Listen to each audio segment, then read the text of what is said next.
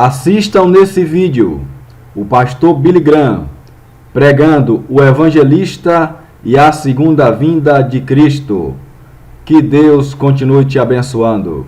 Quero que abram as suas Bíblias comigo em Mateus capítulo 24, o terceiro versículo, Mateus 24, 3. Estando assentado no Monte das Oliveiras, chegaram-se a ele os seus discípulos em particular, dizendo: Dize-nos quando serão essas coisas e que sinal haverá da tua vinda e do fim do mundo. E então, no capítulo 1 de Atos, começando com o versículo 8, mas recebereis poder ao descer sobre vós o Espírito Santo, e sereis minhas testemunhas, tanto em Jerusalém como em toda a Judéia e Samaria e até os confins da terra.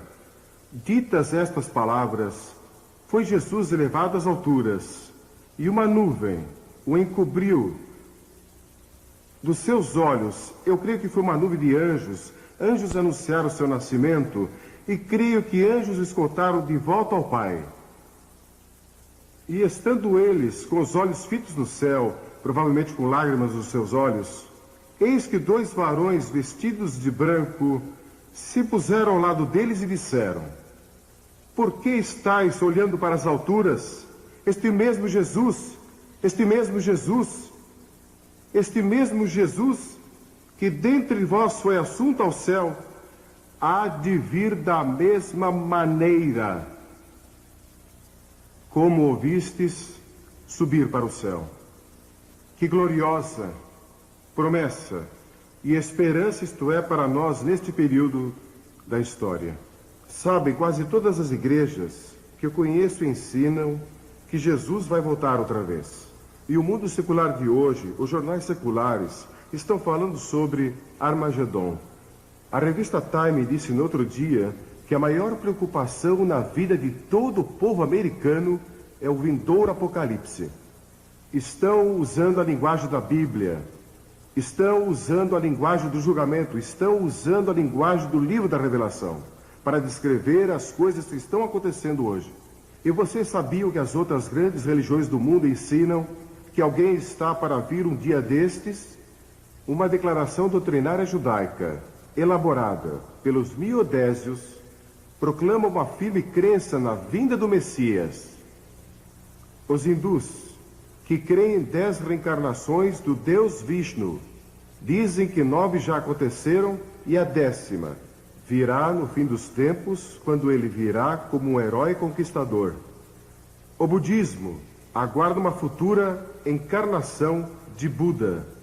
O islamismo, tanto o grupo dos xiitas como o grupo dos suni, estão esperando a vinda de um líder nos últimos dias da terra. E os xiitas creem que ele já surgiu e está escondido em algum lugar secreto até o dia da sua manifestação antes do fim do mundo. E os sunis creem que ele ainda não apareceu na história do islamismo. Mas de onde vem essa crença universal? Eu creio que vem do princípio dos tempos, quando no 3º capítulo de Gênesis, Deus prometeu a vinda de um Salvador, a vinda de um Messias, que viria para destruir as obras do diabo. Mas os discípulos fizeram 2 perguntas. Qual será o sinal da tua vinda? Quando virás outra vez? E quando vai ser o final dos tempos? Não sabemos a resposta delas. O Senhor Jesus disse que não devíamos especular sobre datas. Há muitos sinais. Alguns teólogos contaram 21 sinais dados apenas por Jesus, sem contar os sinais mencionados em outras partes da Bíblia. Há pelo menos 5 que quero mencionar de passagem. Primeiro, ele disse que seria como nos dias de Noé. Estariam comendo e bebendo e casando e dando-se casamento, trocando esposas, e que a moralidade estaria no nível muito baixo. Seria como Sodoma e como Gomorra. Então, segundo, que haveria um aumento de criminalidade. Jesus disse que logo antes do fim haveria um desrespeito à lei no mundo todo. Ele disse: ouvireis falar de sedições. Em Lucas, capítulo 21, no versículo 9, sedições, essa palavra traz consigo a ideia de que o desrespeito à lei será geral. E traz consigo a ideia de rebelião, revolução, terrorismo e criminalidade, indicando que isso será um sinal da breve vinda de Cristo. E houve outra época na história que vimos tanta criminalidade, é generalizada, e foi o que Jesus disse.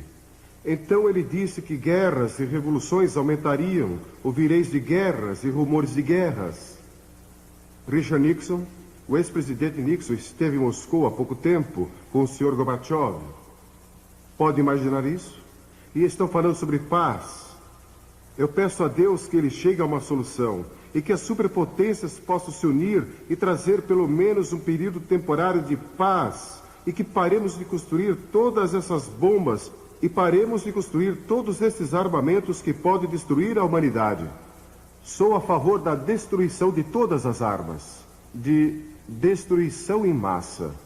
E a bomba atômica é tão terrível e tão devastadora que é difícil imaginar.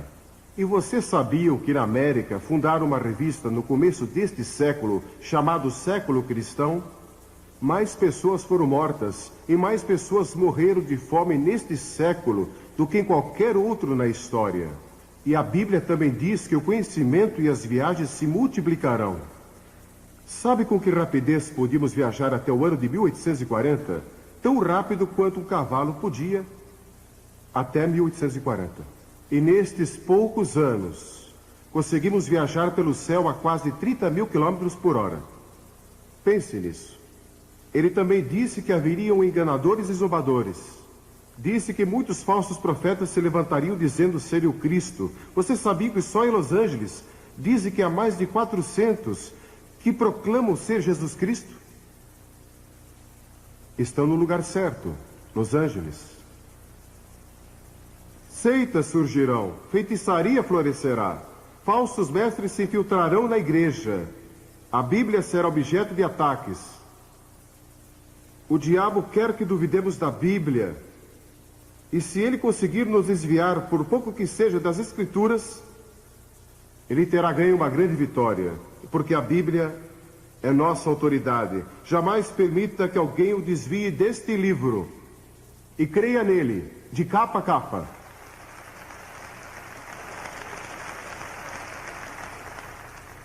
Agora, este mundo tem uma necessidade urgente de liderança.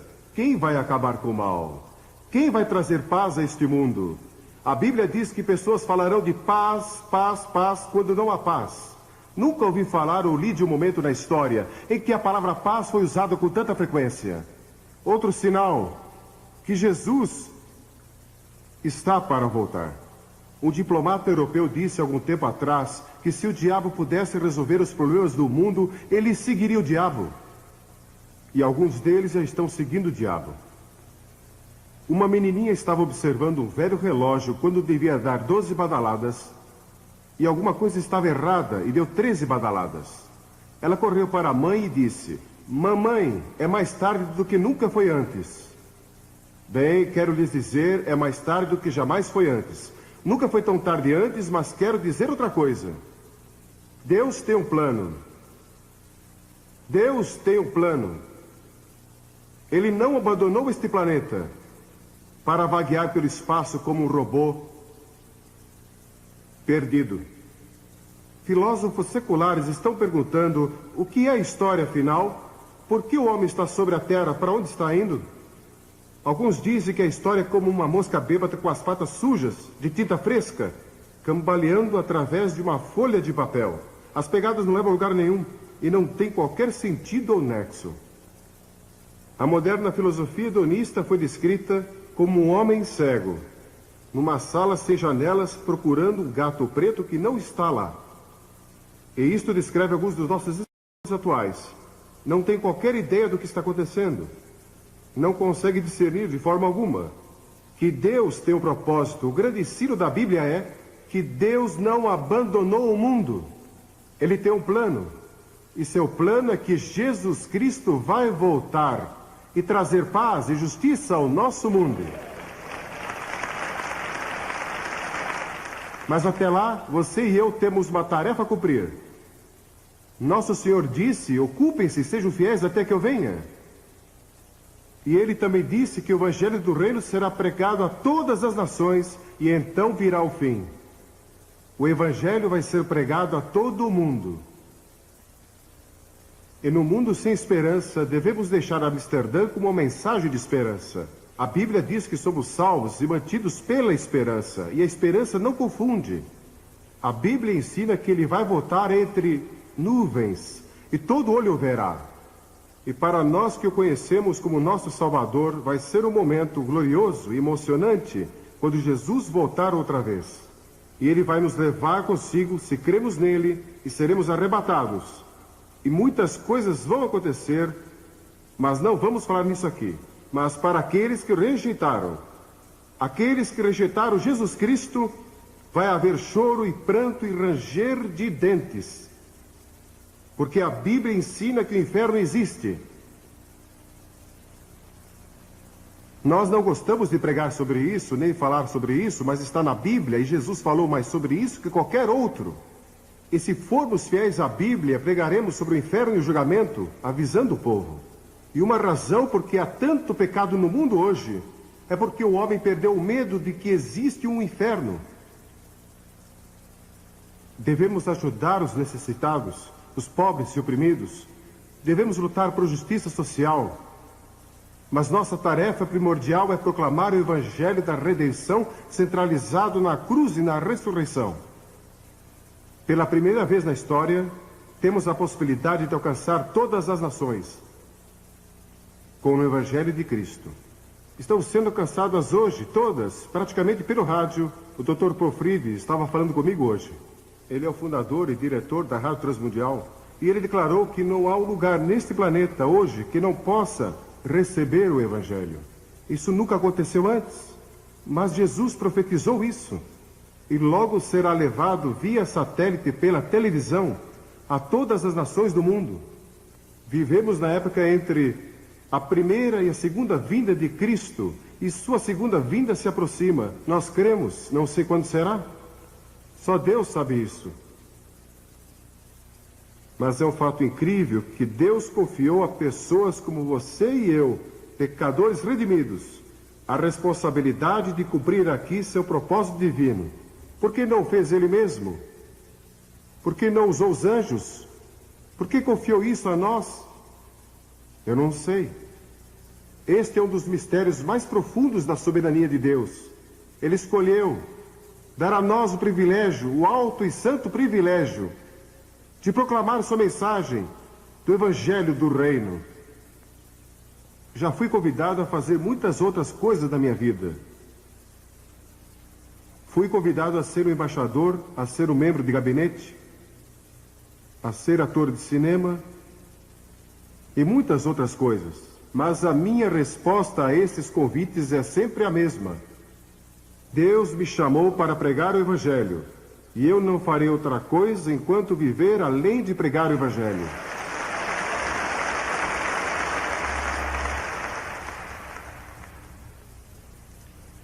Ele quer que proclamemos a mensagem do Evangelho do Reino. E isso quer dizer que o que estamos fazendo aqui em Amsterdã é mais importante do que o que estão fazendo nas Nações Unidas.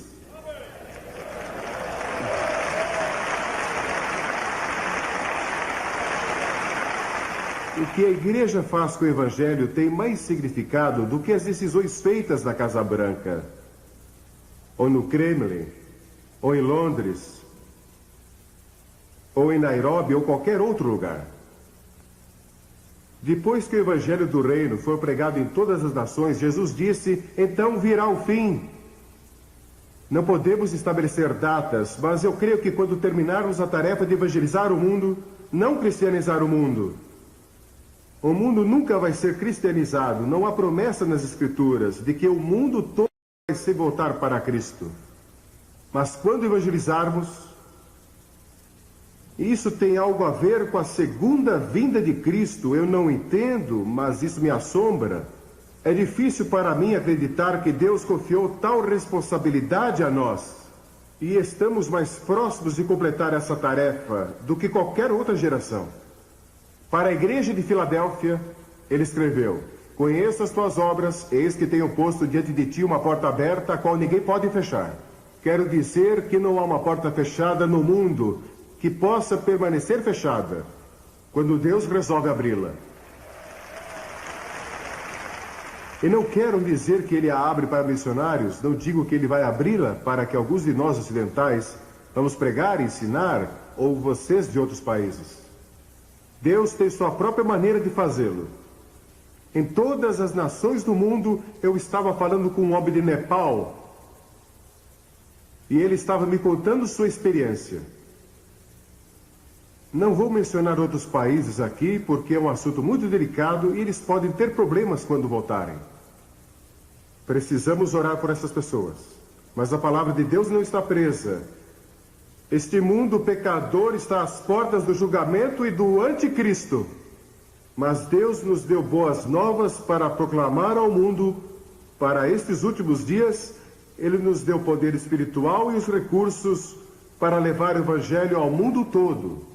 Pense nisso, com o poder pentecostal, o poder do Espírito Santo, e com o rádio e a televisão e literatura e todos esses recursos, podemos alcançar o mundo todo, evangelizar o mundo e apressar a volta do Rei.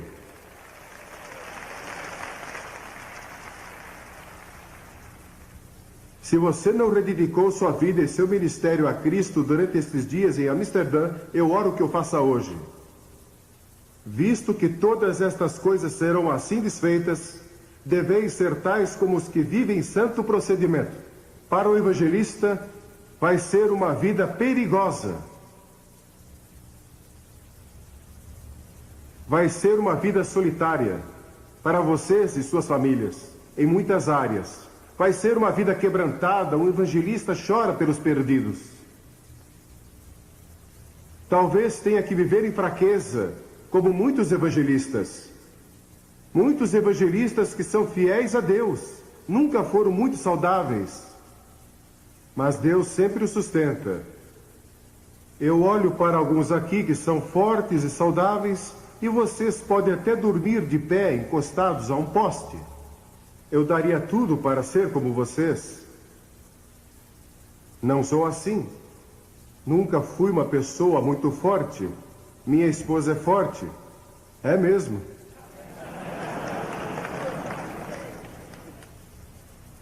Ela nunca me bateu até hoje.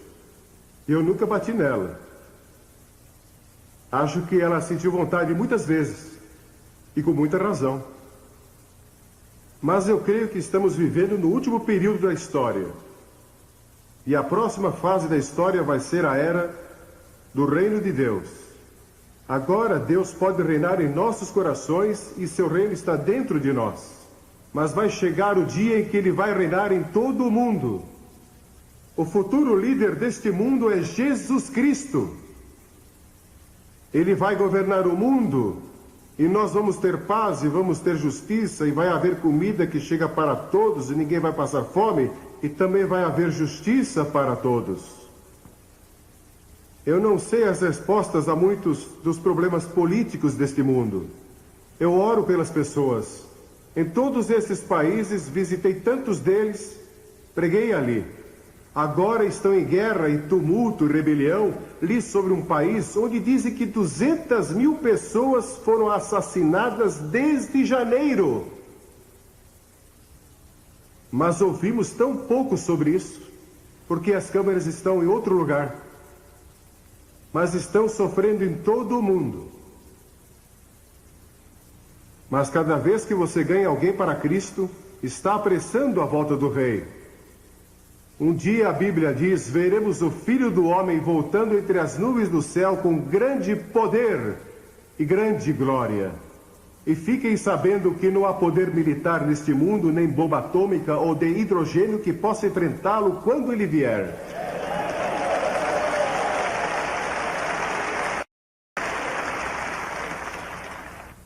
Um anjo é mais poderoso que todas as forças militares que possamos reunir neste planeta. E Deus tem milhares deles. E um dia virão com ele.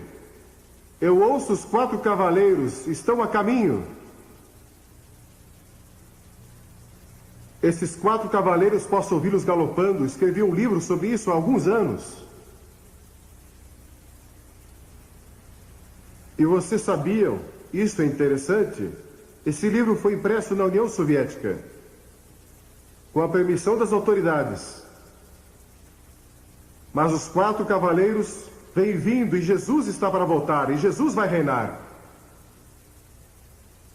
O rei George II da Inglaterra viveu em 1743 e ele foi ao teatro Covent Garden, em Londres, e ouviu pela primeira vez o Messias de Handel apresentado ali. E o rei assistiu. E quando ele ouviu o coro do Aleluia e ouviu as palavras Rei dos Reis, Senhor dos Senhores, Aleluia, Aleluia, ele vai reinar por toda a eternidade, o rei se levantou. E toda a audiência se levantou, e o rei disse: como posso ficar sentado na presença daquele que é o Rei dos Reis? E desde aquele momento, as pessoas têm se levantado. Que dia vai ser quando Cristo, que é nossa vida, voltar? Então você vai aparecer com Ele em glória. Se Ele voltar, antes de eu morrer, vou procurar meu pai e minha mãe, porque estarão com Ele, voltando com Ele em glória. Mas algumas pessoas dizem que se você crê nisso, então não está interessado nos problemas deste mundo. É só ficar esperando por Jesus. Mas não é isso que ele ensina. Ele disse: trabalhe, ocupe-se. Tem sido minha experiência que aqueles que creem na segunda vinda de Cristo são os mais ativos, mais fortes, mais zelosos e também os mais dedicados. Somente nas epístolas podemos encontrar 22 passagens que falam de pureza, paciência, serviço e boas obras à luz da vinda de Cristo. Sim, o rei vai voltar. E durante esta conferência, temos ouvido o clamor do mundo. Este é o mundo que clama, clama por liberdade, clama por integridade, clama por liberação. Joel diz que multidões estão no vale da decisão porque o dia do Senhor se aproxima. E até Jesus voltar, devemos obedecer à grande comissão. A seara, na verdade, é abundante, mas os obreiros são poucos. Orai, portanto, que o Senhor da seara mande trabalhadores para a sua seara. E acontecerá que todo aquele que invocar o nome do Senhor, ele será salvo. Vamos levar pessoas a invocar o nome do Senhor em todo o mundo. Quero fazer-lhes uma pergunta. Eu creio que há pessoas aqui hoje. Vocês vieram aqui a esta conferência e não têm certeza qual é o seu relacionamento com Cristo. Você não tem certeza se realmente é salvo. Tem algumas dúvidas a respeito? Não saia deste recinto aqui hoje sem resolver isso. Tenha certeza. Conheci muitos pastores e conheci muitos evangelistas que no fundo do seu coração não tinham certeza de seu relacionamento com Cristo. E alguns aqui. Quero fazer-lhes esta pergunta. O que você faria se soubesse que Cristo vai voltar em um minuto e fosse o único a saber disso? Você cairia de joelhos, clamando por misericórdia, compreendendo que nunca realmente o conheceu? Imagine que fosse 45 segundos. E há muitas pessoas a quem você deixou de testemunhar, e o sangue delas está em suas mãos. Ou se você fosse o único a saber que Cristo vai voltar em 30 segundos, você correria pelas ruas, gritando a plenos pulmões: Jesus está voltando, arrependam-se e creiam, arrependam-se e creiam. Ou se tivesse 20 segundos, e compreendesse que não viveu uma vida santa, não está pronto para encontrar a Cristo, e você está desesperado. 10 segundos. 9, 8, 7, 5, 4, 2, 1, e não está preparado. Você pode se preparar hoje. Vai chegar o dia quando todos os nossos sonhos e esperanças se realizarão, e Deus vai limpar as lágrimas de todos os olhos, e não haverá mais morte, nem tristeza, nem pranto, nem haverá mais dor, porque todas as coisas velhas terão passado. Sim, vou encontrar você no céu. Se você conhece a Cristo, vou ver você no céu e sei que vou para lá. Nunca tive dúvida a respeito. Sabe por quê? Porque se minha salvação dependesse de Billy Graham, eu estaria perdido. Mas depende do Senhor Jesus Cristo e do que Ele fez na cruz e da sua ressurreição. Tudo está nele. Porque pela graça somos salvos, mediante a fé, e isso não vem de vós, é um dom de Deus, não de obras, para que ninguém se glorie. Se você conseguisse salvar a si mesmo, você andaria pelo céu dizendo, vejam, consegui chegar aqui sem a ajuda de ninguém. Mas o que você tem que fazer é chegar diante de Deus e dizer, Deus tem misericórdia de mim. Venha até a cruz. A graça de Deus vai alcançar você, não importa onde você esteja. Ouvi a história de 2 rapazes numa universidade. E no quarto ao lado havia um jovem que era radioamador. Você sabe o que é um radioamador? Acho que sim, muitos aqui provavelmente fazem isso. Você tem um rádio que pode ser operário da sua própria casa e você pode falar com pessoas em todo o mundo. Então, esses jovens conectaram alguns fios àquele aparelho de rádio. E na noite seguinte anunciaram, com um tom de voz muito profissional, que a América estava sendo atacada e o país todo provavelmente seria destruído em menos de 1 hora. E aquele radioamador ouviu aquilo no seu aparelho. E ele acreditou. E saiu correndo e gritando a plenos pulmões. Preparem-se! Vamos, preparem-se! Nós vamos ser destruídos em 1 hora. E sem os seus sapatos, vestido apenas com um short, ele correu até o dormitório das meninas e gritou em alta voz, preparem-se! O mundo vai acabar para nós em menos de 1 hora. E uma jovem abriu a janela e perguntou, você realmente crê nisso? Ele disse sim, ela disse, bem, se você crê, eu também creio. Eles foram e acordaram o Deão da universidade. E o Deão acreditou. Então ele acordou o presidente da universidade e ele acreditou. E quando faltavam cerca de 20 minutos para a hora marcada, eles estavam todos orando. Porque aquele jovem estava disposto a ser ridicularizado para comunicar a mensagem. Porque um homem creu. Ele conseguiu convencer toda uma universidade. Ele acreditou naquela mensagem falsa. Milhões hoje estão crendo em mensagens falsas. Nós temos a mensagem verdadeira, a palavra de Deus, o Evangelho de Jesus Cristo, mas nós cremos nele. Acreditamos nele.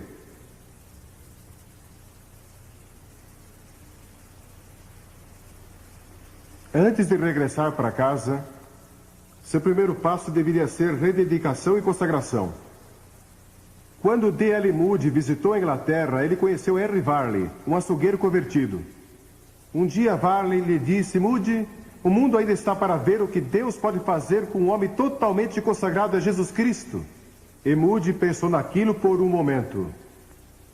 Então se levantou e disse, pela graça de Deus, vou ser esse homem. Você vai dizer isso de Uganda? Você vai dizer isso das Ilhas Salomão? Você que é da Austrália vai dizer isso? Vou ser o homem de Deus para meu país, vou ser o homem de Deus para minha vila, para minha cidade, onde eu moro. Vou me entregar totalmente ao Senhor.